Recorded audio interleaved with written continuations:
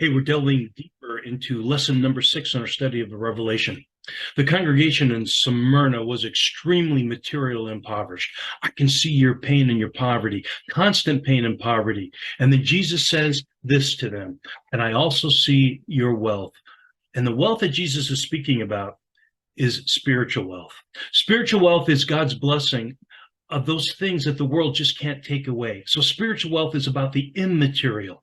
For instance, knowing that death is not separation from those that believe, and having that confidence that those who die in Christ live on, and that one day you'll be reunited. You know what? That's spiritual wealth.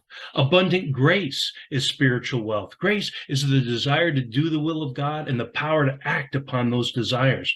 Living your life to the full is spiritual wealth. A life that knows love, being loved and being a lover. It's a life of joy in the knowledge that everything is going to be all right in Christ. Joy is knowing that you are accepted and that you belong, experiencing that you'll never be alone, that you have a tribe.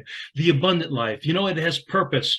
You have been given spiritual gifts that you can manifest the glory of God to others in this life.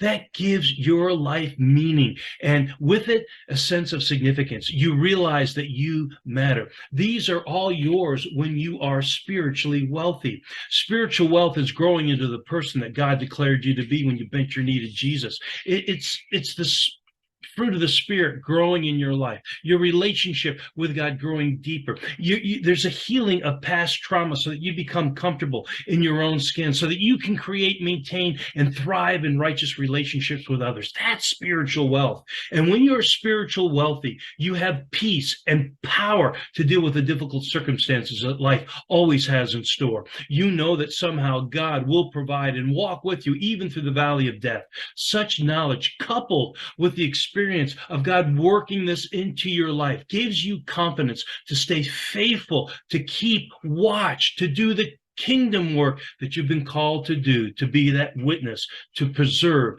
to be that overcomer. So spiritual wealth is the greatest treasure that you can possess. It is something that no one can take away from you, and it is something that will last forever.